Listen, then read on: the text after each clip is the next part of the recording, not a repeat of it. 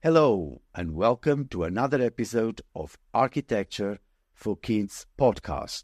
I'm your host, António Capelão. I'm a trained architect, an architectural educator and founding director of award-winning Architecture for Kids CIC.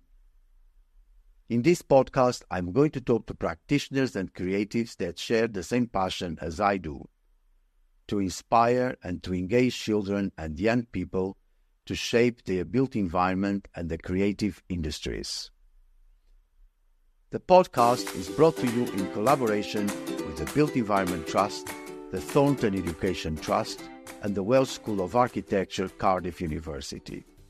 My guest today is Pihla Meskanen. Pihla is an architect, pedagogue, co-founder of Arkki School of Architecture for Children and Youth in Finland, and founder and CEO of Arkki International that has licensed the Arkki concept worldwide to 10 countries. To acknowledge her work in the field of creative education, Pihla has received the Honor of the Knight First Class of the Order of the Lion of Finland 2018, the Asko Avonius Prize 2018, the Pihla Prize 2004, the Children's Cultural State Award in 2005, and chosen Art Educator of the Year 2013. Pihla, thank you for talking to me today, and I'm looking forward to our conversation. It's great to be here. It's my pleasure. What subjects were you good at school, and what subjects did you enjoy most if they were different? I enjoyed a lot of subjects. My favorite were art and theater. I was in the school theater club. I was also writing the school magazine in the old times with typewriters. And my extracurricular hobbies were piano and flute. I was doing gymnastics. We had several silver medals in the rhythmic gymnastics with my group. I was also interested in all the school traditional subjects as well. My dad helped me with math. I found it quite interesting, and also physics, although I had this problem of understanding that why are we learning physics and chemistry, because I didn't quite see the point when I was in school. Later on, I understood why we are learning it, but I also thought afterwards that this is something that we should concentrate in the school to understand why we are learning what we are learning. Basically, I was a good student in the school. You became an architect. How did it happen? There is no exact point when I decided. I was hoping to be many things. I dreamt of being a psychologist, and I even tried to get into the university to study psychology, but actually I went in for the examination on the wrong date, one day after the exams were held. That changed my plan afterwards, and then I went to study some languages in the university, and then I was thinking that what do I really want? Then I thought that, okay, I want to be an interior designer or architect, and then I just happened to get in to study architecture, but I could have studied interior architecture or design as well. Of course, I can say that I have influence from home as my mom is an architect, but I didn't think of this profession because she was an architect as well. As a student of architect, what did you think about the course when you were studying? When I got into the university and started the studies of architecture, it was so fantastic because it was totally different than what I had thought of, and it was cross-disciplinary, and it was combining so many things. Also the psychology, which I was really fond of, and art, and all the analytical subjects as well. Really so happy to be there. And after that, I never thought that I would become anything else. But before that, I had no idea what it would be like. It was just one choice among the others. How did you move on to pedagogy once you graduated from architecture? Was that one thing straight after the other, or what was that process? Actually, I was only in the second year of my architectural studies when my mother was commissioned by the National Board of Education here in Finland to write the first national curriculum for basic education in architecture, which means that it's after-school curriculum, but it's also governed by the National Board of Education. She was writing these guidelines, and they were finished in 1993. And then my mom asked me and my fellow architecture student, Miina Vuorinen, that if we would be interested in starting an architecture school for children. And I've always been enthusiastic about everything. So I said, yes, of course, that sounds really fantastic and great. And let's do that. That's how we started. I had only 2 years of architectural studies. I actually did the pedagogical studies at the same time that I finished my master's in architecture. And I graduated from both at the same time. This how did the Arkki School of Architecture for Children and Youth in Finland started? Yes, that's how it started. And my mother is an architect, and also she's been really interested in different pedagogies. She's brought Montessori to Finland in the 80s and Reggio Emilia pedagogy in the 90s. And as a teenager, I was working my summer jobs in the kindergartens that my mom was running. And she also had an architecture kindergarten for children. I was exposed to quite a lot of educational, pedagogical thinking also growing up. Then now I can combine all this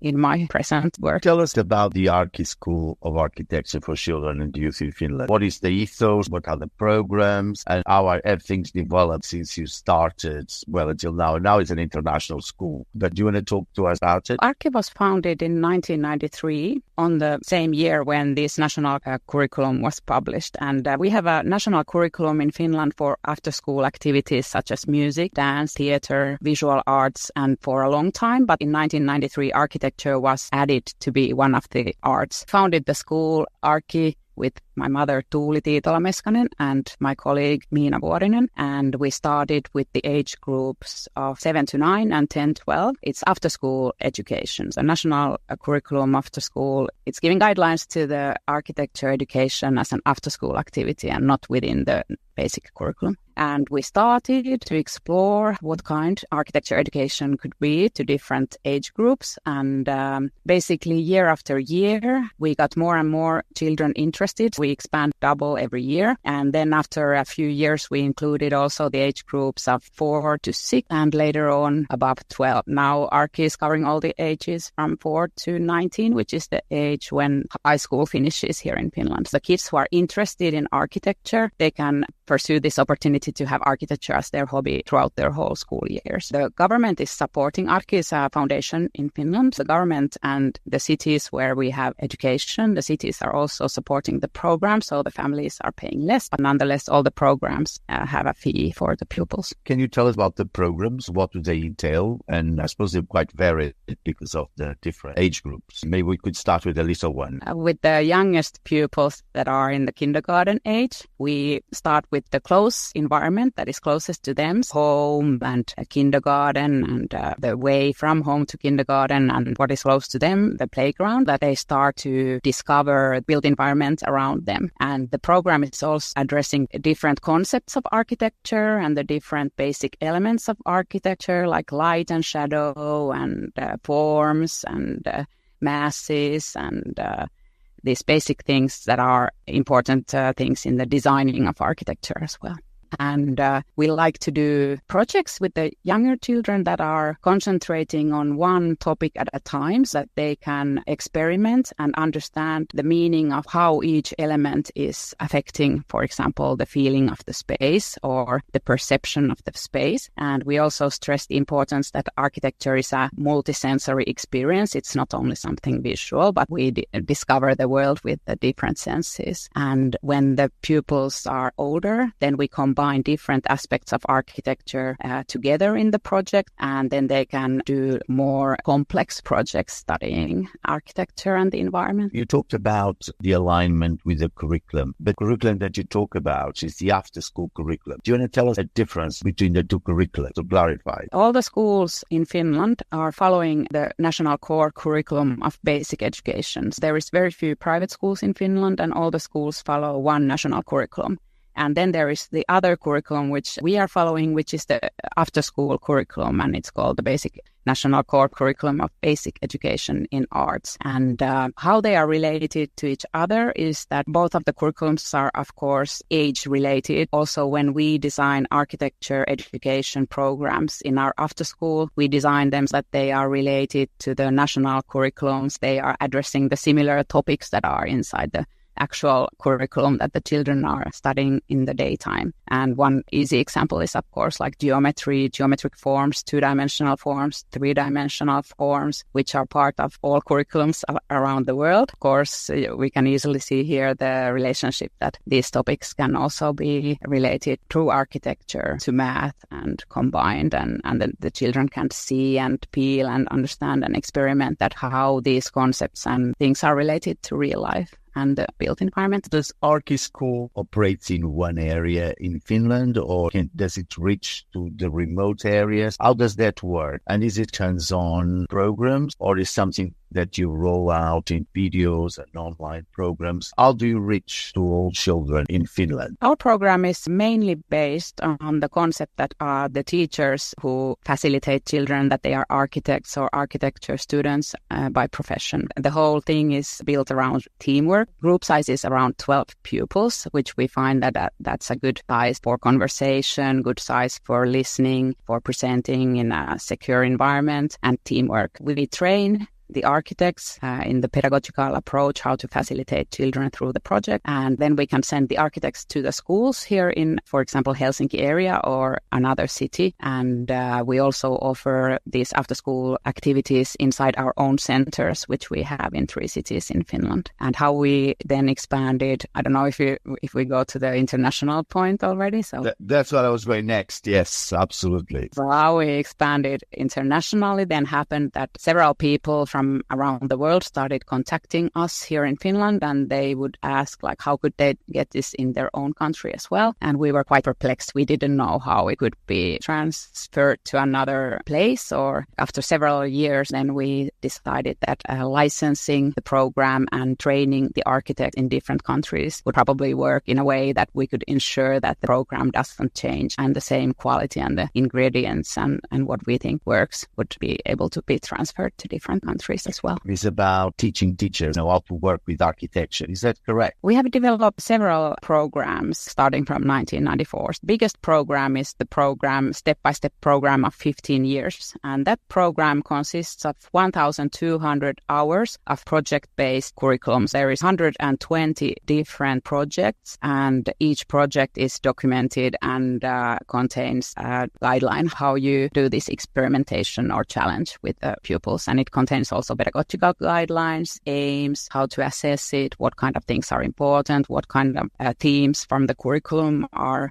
included in this specific project. We have like a project library, which is containing all the projects for different age groups. Then we have also developed what we call theme courses, and these are courses that the children can join in seasonal holiday times. These courses are different from the very long step-by-step curriculums. These are 1 week long, around 30-hour courses, and these are specific to some topics. So they might be about urban planning, or they might be about product design, or about interior design. So we have these kind of short theme courses. And then also in Finland, we started working together with kindergartens and schools. So we would do some projects that are related to then they are related to programs that are run by the different cities. The cities want the schools to go to the museum and do different type of collaboration with outside the school. We are doing that kind of program. And then the 4th different type of program is participatory design programs, which we started to develop here in Finland like 15 years ago. And that was related to the new Building Act and Building Law that was issued in 2001 in Finland, which stated that all citizens in Finland should be able to participate in designing their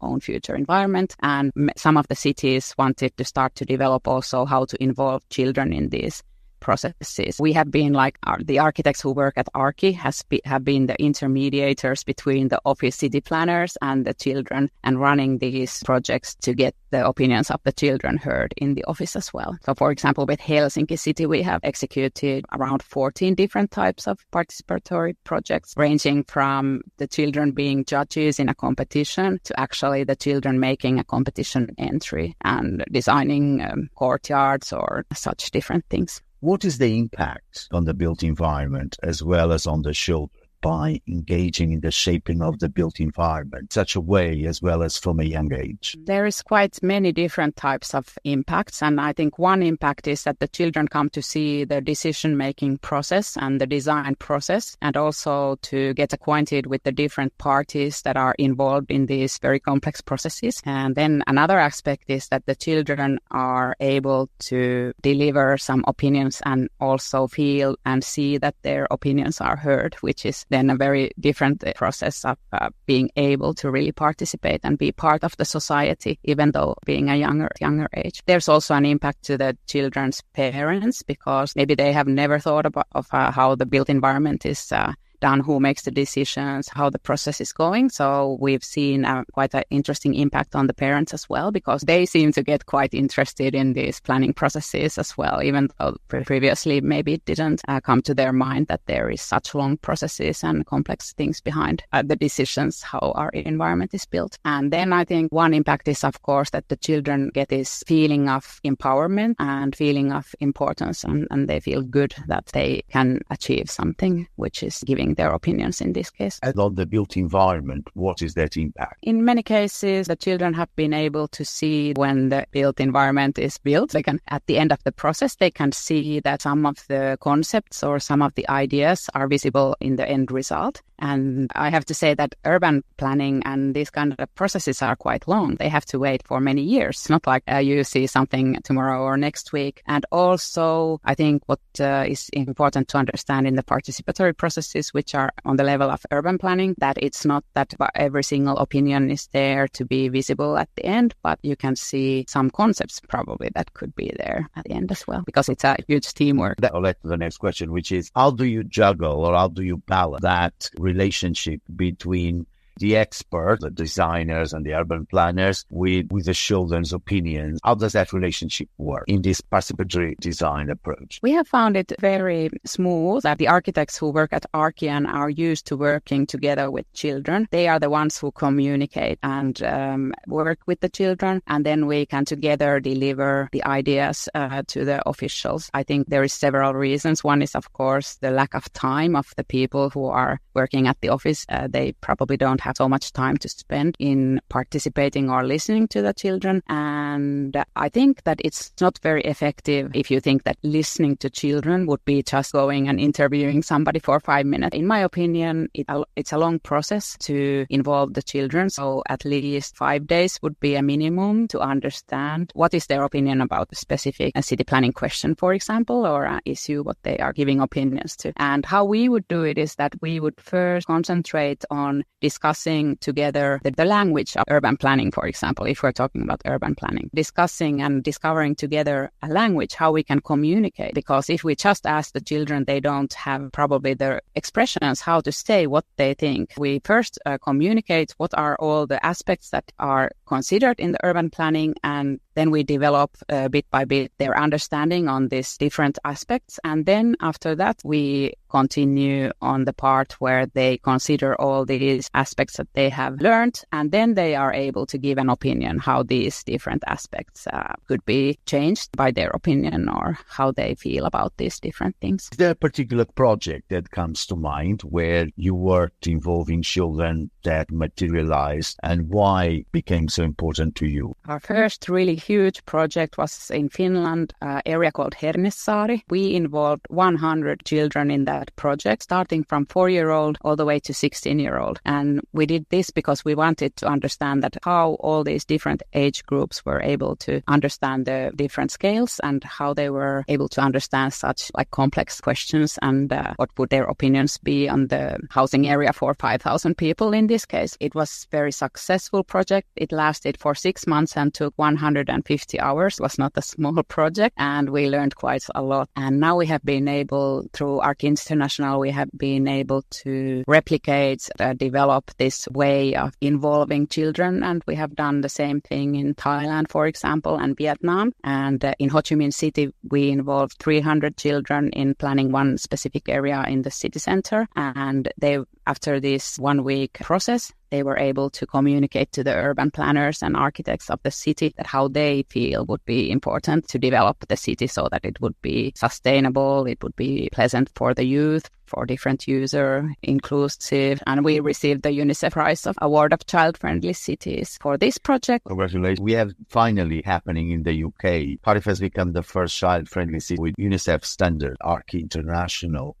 How does it work, that process of, I don't know if adapting would be the right word, moving your program to a country of a completely different culture, in a completely different climate, and how does that work? It's been really interesting to see how we can transfer the concept to different countries. And every time there has been the question that should we adapt and how much should we adapt and would it be very different in different places? But actually, because we are dealing with the basic concepts of architecture, the basic concepts of design and the very core of architecture, design and urban planning and history and all these subjects, we actually don't need to change the project. We can change very small things. Like if we talk about one big subject, which is traditional building, every city and every country has a concept of traditional buildings. Of course, we can adapt a little bit to study, for example, the traditional building of that area. But the main concept is the same. And also architectural experience is the same. We experience architecture with our body and mind, and everything in the very core of it, it's same. But then maybe the small details of history and climate, they are different. But also in our program, we teach the children about all cultures and history of different types of architecture. We already try to include different types of concepts in the curriculum or in the program or in the project. So it doesn't really matter where you are in the world. You can still learn about different cultures and their traditions as well. In terms of the architectural profession itself, how do you think that the work you do with Arkki or the approach that Finland has is influencing the profession? I think everywhere in the world there has been the similar afraidness among the architects that, okay, how do we do this? How do we involve the citizens in the planning process? That's something that happens in the architect's mind. And then there's another thing of really doing it. Think that after doing the process, I think everybody sees that there is very reasonable results, that why we do this participation processes. But there are so many ways to do it. And I always want to say that it's no design processes so that everybody gets what they want. But all the processes are huge processes with many stakeholders, many people, many opinions. And it's also a very good thing to learn that it's not that even the architect always gets what they want. That's the same thing that we all can learn, that these processes involve a lot of different parties and a lot of different levels and decision makers. And I think if you ask the opinion that how do architects feel, I have this experience that generally they are quite astonished and happy that, oh wow, that is it possible that children are talking about such important and deep things, because usually they are quite concerned about sustainability and preserving the nature and making the city more walkable and making less pollution and more greenery, for example. They are actually addressing all the same things as architects we are addressing in our jobs, like talking to a peer. It's not so scary as it sounds. A mini architect, depending on the height, from the children you worked with, is there some that get passion or interest to study architecture that actually followed through? Is that one of your motives as well, or the main interest, get people interested in the built environment? Yes, our mission is not to grow little architects or big architects, but to provide everybody with citizenship skills, creative skills, understanding of the built environment. For example, in Finland, we have had like 25,000 pupils in our programs, and we don't have an exact number, but around 100 have become architects, a really minimal promille of the pupils that we reach. It's just something that happens, and maybe even more that those people who already would know that they want to become architects, they would join the program and then they get enforcement of something that they want to pursue. But generally, I see very good results, that it's necessary for all the children to take part. And we have got really interesting feedback from the teachers. If we have big school groups and the teachers see the difference between and after, they really can see that it affects their creativity in different fields of life. Not only because in school it's not so important that if you are good in art or architecture, but generally the teachers say that the children have developed this kind of innovative thinking skills, so that they find more solutions to some other things that they are doing in the schools, that they are more resourceful, they can combine cross-disciplinary subjects, they can get new ideas more easily, they are not so afraid to present strange or new ideas or different ideas, and they get a lot of different type of soft skills through these creative programs, I would say. A benefit to the curriculum itself, it improves boost their academic progress and achievement as well as interest by engaging in these programs that you offer? I believe that architecture, because it's intrinsically, it's multidisciplinary. It's already combining technology and art and many different subjects, helping everybody who is doing architectural projects or challenges or thinking about these questions, helping them to combine technological and analytical knowledge with the creative knowledge. So it's actually like building connections inside the brain. So it's connecting different parts of the brain with enforcing the neurosystem. And this is not specific to any subjects. Can use this connection between the different parts of the brain. You can just use it in any field of life, really helping them to see the world in different eyes. Like one of our students says at the 12 years old, she said that, being here at Arkki program really has opened my eyes. I see everything differently now. At that time, I felt like really happy that maybe I had achieved something. Absolutely. That sums it all. What is next in terms of plans for Arkki or Arkki International School? I think what is quite interesting that what we are doing now in many countries is that we are discussing with the National Board of Education or Board of Education of different cities. For example, in Ho Chi Minh City, we have been doing a pilot in secondary school, and this year we will be already starting inside 200 schools. The results have been interesting that the Board of Education in Ho Chi Minh City wants to include our program into so many schools to give all these children the chance to develop their creativity. And developing the creativity is in this case happening through architecture and design project-based learning. And also in Thailand, we are doing pilots training teachers how to change the way of teaching inside the school from the old-fashioned memorizing everything to more child-centered, more active, more multidisciplinary way of learning. We have programs that we have also looked at the national curriculum in Thailand. We have also shown the teachers how we can combine the Arkki projects to the actual curriculum that they have to teach and how they can teach what they need to do in the school in a more inspiring and more child-centered and active and hands-on way. In how many countries is Arkki? Besides Finland, we have now 10 countries. 4 of them are in Asia and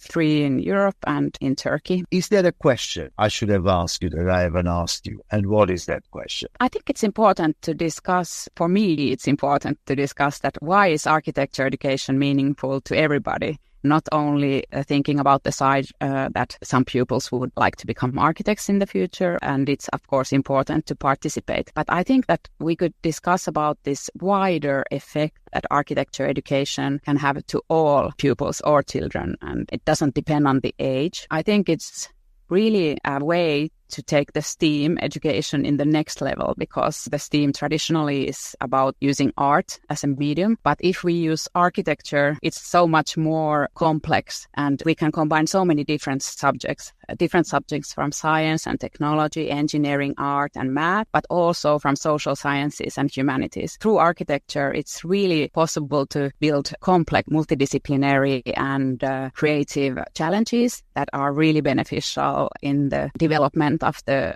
future skills, the 21st century skills or the transversal skills, however you want to call them. I see a huge possibility looking at this from that angle. I wanted to talk about the transversal skills because I think that's really important. Everywhere around the world, it's a subject that the schools are trying to include because the traditional school subjects are not enough. The world is changing so fast that everybody wants to focus on these transversal skills, and I think architecture education is one key element that could help in that. I can mention just to you this research that we were part of in Finland in 2018 and 2019 that was done by the University of Helsinki and University of Turku. And the brain researchers got amazing result from a 6-month project that Arkki teachers were going into the school 1 time a week for 2 hours and working together with the professional teacher of 4th grader. They actually found out that in this 6 months and 2 hours a week affected the pupils so that their collaboration skills increased and they improved their social skills, and significantly it affected their emotional recognition skills, which was quite interesting because actually we are just focusing on the teamwork and collaboration, but it also helped them to develop their emotional recognition skills. And of course, creativity and these kind of skills also were impacted, but I think that this one, emotional skills impact, was really interesting.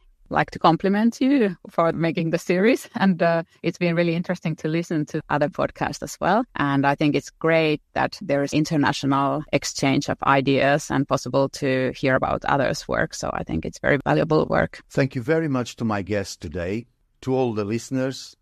And please subscribe to Architecture for Kids podcast and leave your rating and a review. Recommend us to your friends and family. And to find out more about it, visit our websites, antoniocaplan-portfolio.co.uk, buildingcentre.co.uk, thorntoneducationtrust.org, cardiff.ac.uk, and follow us on Instagram, Arch for Kids CIC, Twitter, @Kaplan, LinkedIn, @Kaplan, CAPELAO. And please join me again next week for another episode of Architecture for Kids podcast, brought to you in collaboration with the Built Environment Trust, the Thornton Education Trust, and the Welsh School of Architecture, Cardiff University.